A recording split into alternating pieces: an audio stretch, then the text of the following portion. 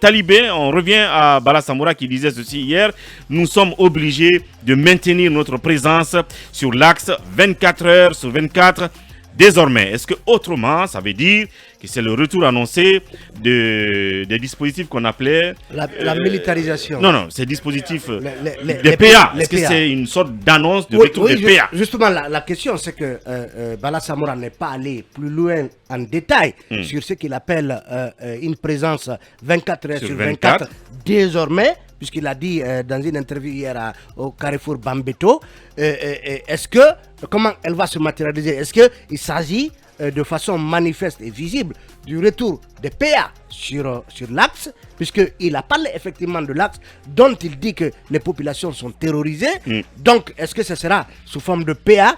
Est-ce que comment est-ce que cette présence va donc se renforcer, se manifester et devenir désormais pérenne? C'est la question à se poser. Toujours est-il que, voilà, aujourd'hui, dans un contexte de tension, forcément, cette annonce pose des interrogations et dans une situation où déjà on nous apprend, quelqu'un m'envoie un message ici, qu'il y a des tirs des hostilités du côté de Hamdallah pharmacie et même Bambeto, fortement ça veut dire que est-ce que le gouvernement, plutôt que d'autoriser les manifestations comme le communiqué du ministre de la Justice le dit, c'est-à-dire la question du respect du droit de l'exercice des droits et libertés fondamentaux, est-ce que finalement la CNRD est déterminée à maintenir l'interdiction des manifestations, quitte en réponse à maintenir la présence des forces de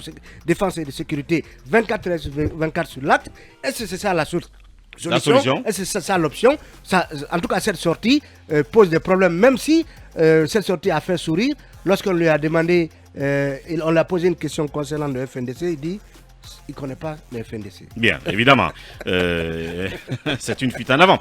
Alors oui, Mordian là-dessus, est-ce que c'est un retour des PA là qu'il faut entrevoir? Mais c'est un sous-entendu. Les PA sont déjà là, puisque les forces de l'ordre sont déployées. Le CNRD est en train d'y mettre les grands moyens pour un peu serrer la vis à ceux qui le contestent le long de l'axe. Oui, Akumba. En matière d'éducation et de sensibilisation des citoyens, je pense que le CNRD nous a offert le plus grand moyen, ou l'un des plus grands moyens, c'est le procès du massacre du 28 septembre. Bien. Je pense que pour les hommes dotés d'esprit, ce procès est une leçon qu'on devrait intégrer dans notre vie.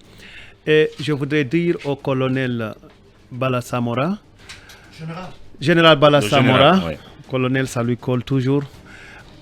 Il faut toujours parler moins que nécessaire. Bien. La parole rattrape toujours son auteur. Bien. Merci Akumba. Oui, Emmanuel.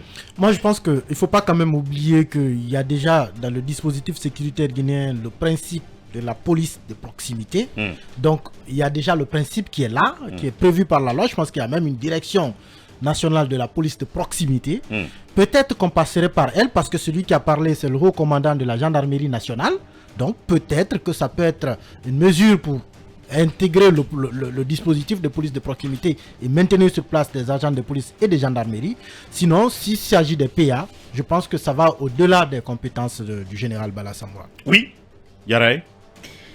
Enfin, moi en tout cas, quand ils ont levé les PA, bon, je pense que c'était pas une très très bonne idée, en ce sens que... De lever les PA? Oui. Moi, il fallait les laisser. Oui, il fallait les laisser, pas pour mater en fait les citoyens, mais pour justement les utiliser dans le cadre de la sécurisation en fait, parce qu'on voit tout ce qui se passe en ce moment. Et là, aujourd'hui, je parlais de l'attaque du côté de Sangoya, et aujourd'hui également, il y a eu une autre attaque, je crois, à Matoto, là où un gardien a perdu la vie, puisque les gens sont venus braquer. Il fallait les généraliser à l'ensemble de... Tout à fait. Bien, merci Yara Girassi. De passage, avant de terminer, il y a ce message de Poulotoro Lissan qui a son droit de veto, le patron des auditeurs. Bonjour l'homme du triangle sacré et bonjour à Général Baldé qui écoute chaque jour Mirador depuis le Canada. Quel Général Baldé il parle de la gendarmerie ou qui? On veut bien savoir. Hein? Alors, Mes sincères condoléances au peuple de Guinée et aux familles des victimes. Je suis triste et meurtri ce matin. Encore 3 morts sur l'axe avec les mêmes habitudes sans aucune raison valable. Cependant, il existe encore des équilibristes qui viendront justifier ces 3 morts. Tous ensemble, disons non donc aux tueries des Guinéens, tout simplement. Voici donc tout ce qu'on pouvait... Oui, Mohamed Kaba a quelque chose à rajouter. Non, je voudrais juste dire à la communauté guinéenne de Belgique de soutenir tous ce samedi notre compatriote Ibrahim Diallo qui va livrer un combat de boxe. Et Ibrahim Diallo n'est autre que le fils du ministre Béa Diallo. Bien. Donc tous soutenons le combat de Ibrahim Diallo. Ça sera ce samedi 22 octobre à Namur du côté de la Belgique. C'est une fierté de voir le fils de Béa qui va livrer son combat. Donc toute la communauté guinéenne est invitée. Bien. Donc le jeune qui pose ses pieds sous les traces de son papa, on va dire comme cela. Voici ce qu'on pouvait dire au compte de cette émission. Merci à tous et toutes derrière la baie vitrée, tous ceux qui étaient donc du côté de la technique. Demain, vous retrouverez l'équipe d'Aboubacar Diallo pour le samedi de Mirador. D'ici là, prenez bien soin de vous et au revoir. Vous avez Mirador, la grande messe de l'investigation journalistique, la plus grande tribune politique de la Guinée. Avec Aboubacar Diallo, Talibé Bari, Mamadou Ouri Diallo, Akoumba Diallo, Kabinet Fofana, Mohamed Kaba, Ibrahima Lincoln Souma, Mamadou Diambalde.